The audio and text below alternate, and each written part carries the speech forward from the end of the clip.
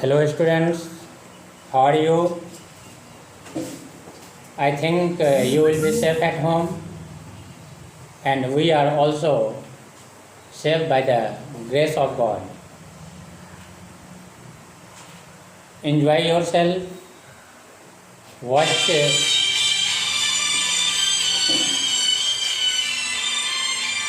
videos, and today I will discuss once again cloud. Very important topic this age. And the day before we had discussed about clouds and told by me you have to learn the definition of cloud. And once again we shall try to understand the definition of cloud, and through that criteria we can understand the part of clause. So I mean to say the group of words that contains a subject or and a predicate. Subject and a predicate and it is a part of the larger sentence is called a clause. Just like example, I am writing I eat a mango. Second example, I have written I eat. And the question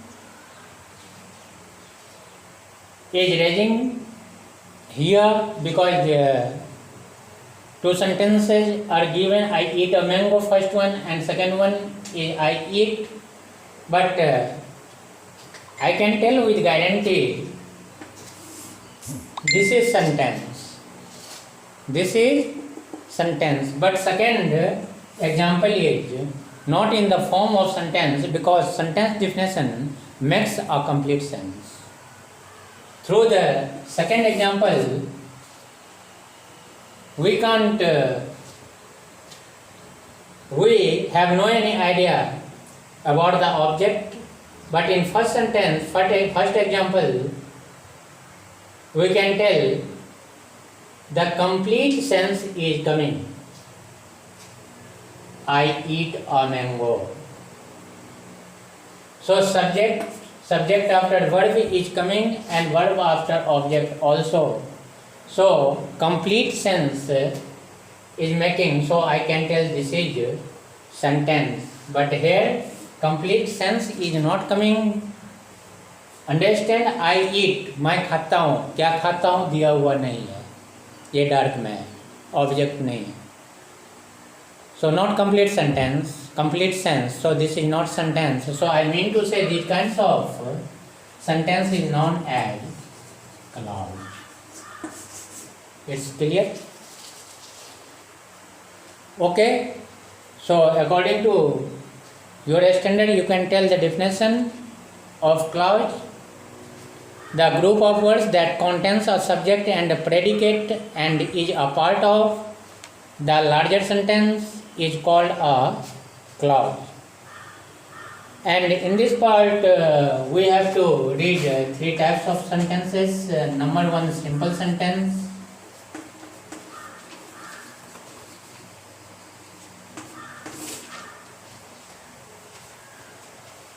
Simple sentence always takes one subject and one predicate.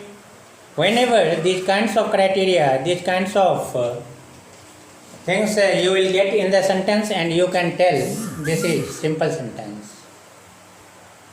And number two, mark my point, very marvelous point to find simple sentence, to analyze simple sentence. दुनिया में जितना भी sentence होगा जिसमें एक verb आपको मिलेगा वो सिंपल सेंटेंस होगा. सीधा बात है. दुनिया में जितना भी सेंटेंस है जिसमें सिर्फ एक वर्ब मिले वो क्या होगा? सिंपल सेंटेंस होगा. वैसे भी ये सेंटेंस में दो वर्ब वगैरह यूज नहीं होते हैं. Okay. complex sentence, compound sentence, two more simple sentence, and joined by coordinate conjunction like and, but, or, so, yet, etc. And number third, complex sentence.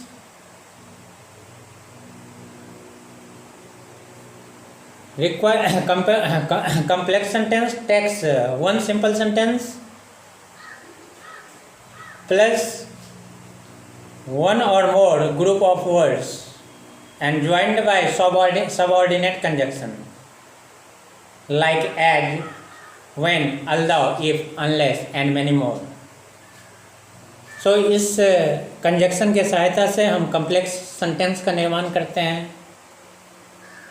Coordinate conjunction के सहायता से हम लोग कंपाउंड सेंटेंस बनाते हैं, और जब कभी भी वन सब्जेक्ट और वन प्रेडिकेट सेंटेंस में होता है तो हम लोग सिंपल सेंटेंस बनाते हैं।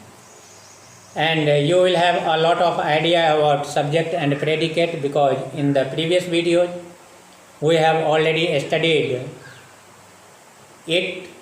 So once again I want to give you a piece of advice. Have to follow the concept of subject and predicate, and before subject and predicate I have taught the chapter, the sentences. So it's very marvelous topic, and without this you will be in problem in whole life, and you will have to face a problem in upper class like 8, 9, 10. This is a very marvelous class, and higher class, because you know very well English is a linking language, and by the help of English language you can explain yourself and you can explain your views.